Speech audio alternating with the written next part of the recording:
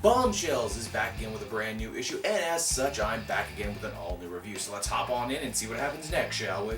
So as we dig on into the comic, we are returned to the Amazon island of the Themyscira, where Steve Trevor is recovering from a couple issues back. He is racked with a horrible shell shock and is basically catatonic. Wonder Woman Diana is tending to him, and the other Amazons are starting to get a little concerned, the fact that she's pretty much treating him like a pet, more or less.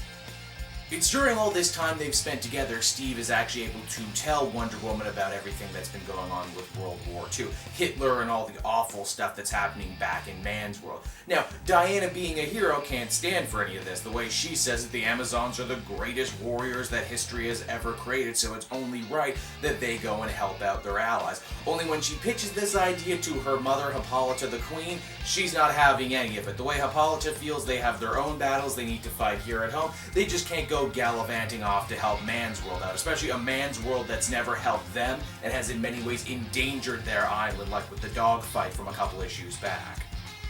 Wonder Woman needs to vent, and she does so by talking to her one friend, and that friend turns out to be Mera. Yeah, Mera, who here is actually portrayed as being a princess of Atlantis. They say her sister is actually queen and running things currently.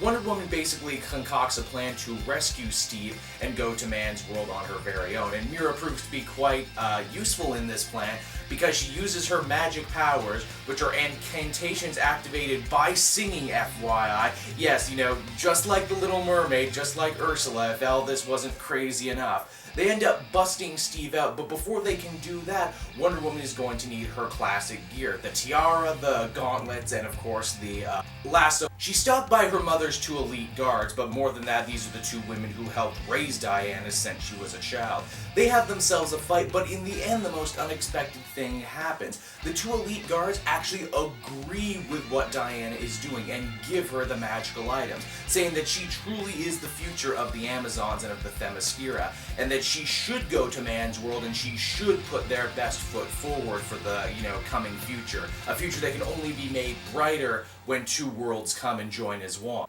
And that's pretty much the issue, and I gotta say, I really love me some Bombshells number 4. As I mentioned in past, I think Marguerite Bennett does a great job reimagining and reinventing characters' origins, and I'm not afraid to say I like this new origin for Wonder Woman here in this book more than I've liked anything done with her in the New 52. It feels fresh and yet at the same time feels classic. I like this idea that the Amazons believed in her enough to kind of let her go and do her own thing.